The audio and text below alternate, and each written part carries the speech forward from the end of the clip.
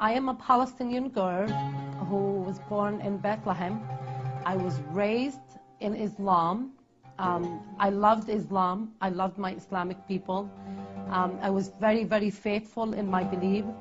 I believed in Muhammad. I believed in the value that Muhammad taught us. I believed in the Quran. As a young child, I covered my head at the age of 9.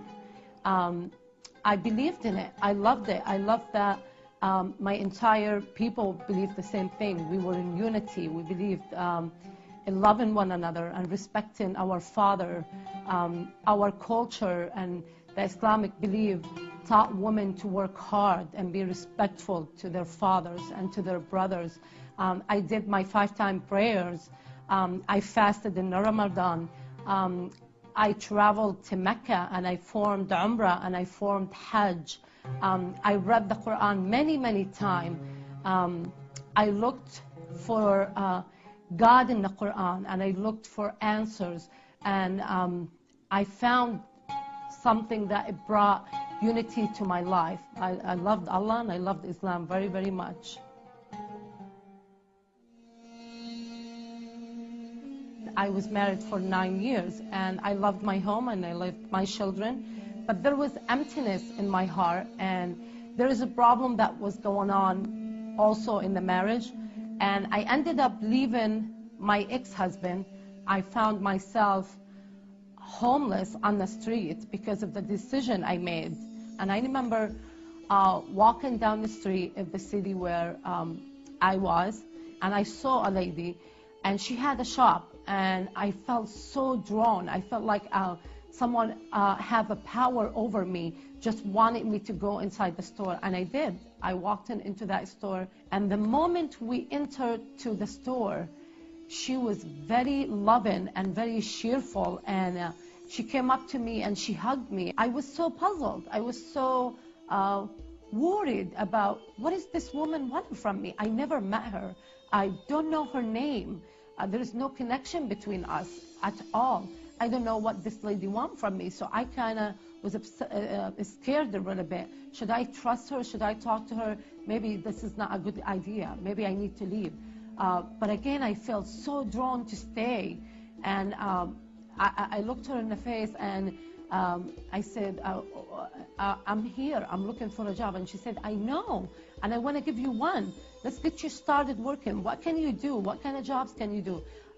Honestly, I had no skill. The only skill I had is cooking. So I said to her, well, I could cook for you. I could clean for you. And she said, oh, that's great. I need someone to cook for me. I need someone to clean for me. And right there on the spot, she hired me. She paid me a good wages for duties that I formed in her store. We start having a relationship, and that relationship was getting deeper and deeper. There was something about that woman that puzzled me. I couldn't understand, why would she love me? She found out I am homeless, and the minute she did, she moved me into her home. She had 3 boys, and her husband came and moved me and my kids and brought us food and gave us a room in their house. And she didn't charge me rent. She didn't ask me for, anything to do. I worked for her in the store, and she helped me get a place of my own for me and my children. And after a while, I signed up for school, and that relationship continued to grow. And I started asking the question, and she started answering them for me. She started telling me about her belief, and I right away refused. She told me she's a Christian. I said, oh, you're wrong. You're wrong. Muhammad is the truth. The Quran is the truth. Muhammad is the last prophet. She told me God had a son, and I said, oh no, please don't say God had a son. What is wrong with you? How God could have a son? This is unbelievable. You guys are fools. You guys, our Quran says that you guys are going to go to hell for your belief. Your belief is false. We, the true religion, everybody needs to come to Islam, and everybody needs to believe in Muhammad because he's the last prophet. And besides, God couldn't have a son. This doesn't make sense. Our Quran teaches that God is not a weak God, that he needs a son, and he needs someone to help him. He could just help himself. He's already established. He's Allah. He have the last prophet. I mean, there is no other say to say. And this lady said to me, it's okay. It's okay to believe that way, but I'd like to share mine with you. Can I share that with you? Can I share my belief? And I start opening up a little bit with her, and I said, yeah, you could tell me more about Jesus. And she started telling me about Jesus. And I'll go back and forth, and I'll ask a question, and I refuse. I said to her, you know, doesn't make sense. And she always left me with one sentence. She always said to me, it's okay if you don't believe it what I believe.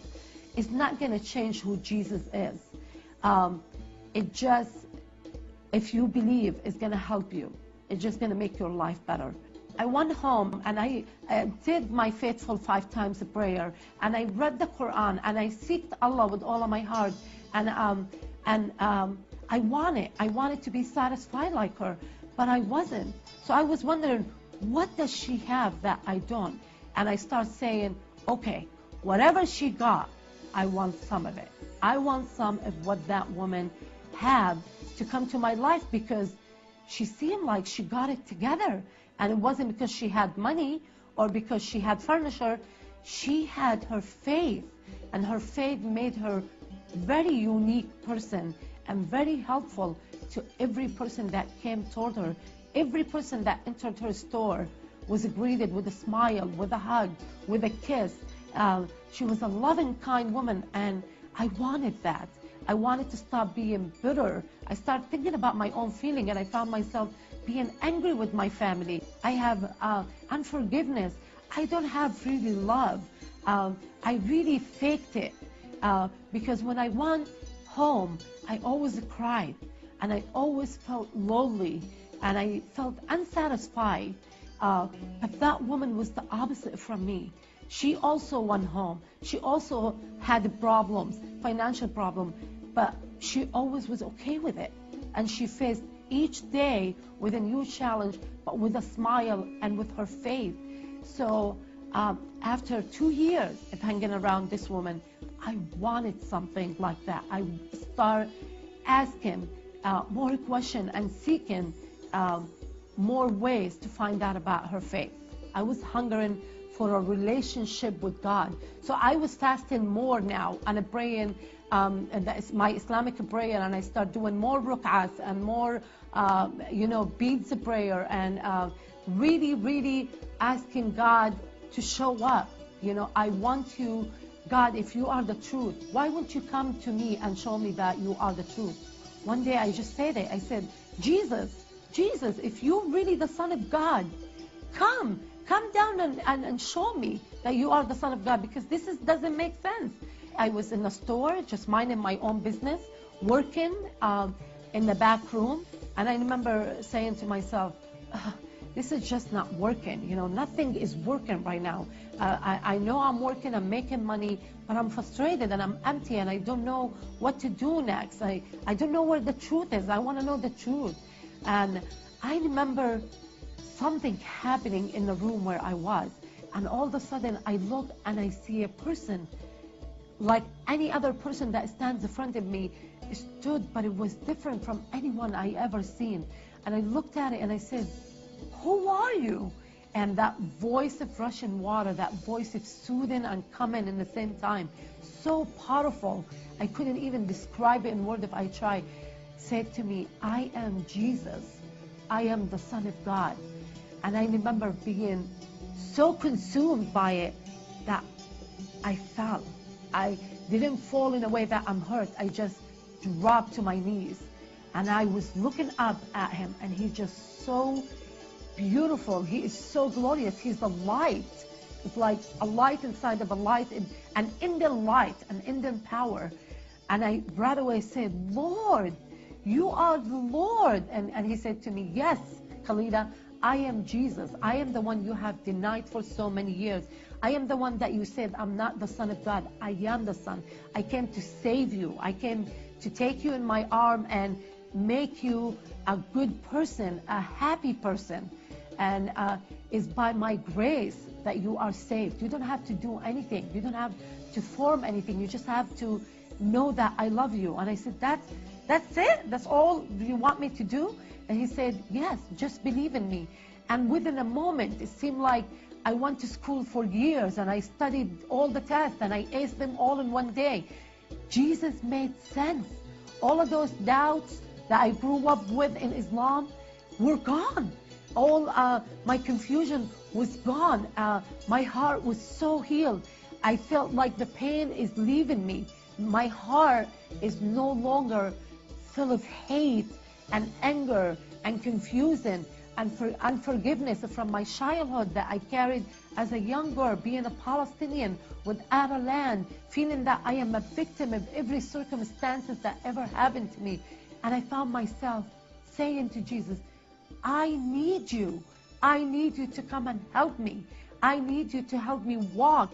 I told that friend of mine, I told her, I just received Jesus as my personal savior. And she looked at me and she goes, when did you do that? And I said, just now. And she goes, well, I've been talking to you for years and I didn't know this is happening. And I said, well, I just had an experience in the back. And I told her what happened with me. I felt such a change in my heart. My heart was healed. I wasn't sad anymore. I felt like I'm strong. Now I could face life, and now I could face the challenge that coming before me. There was a freedom that I did not experience in Islam. So that's what Christianity provided into my life. Gave me freedom and gave me love that I was waiting for 29 years before I became a Christian.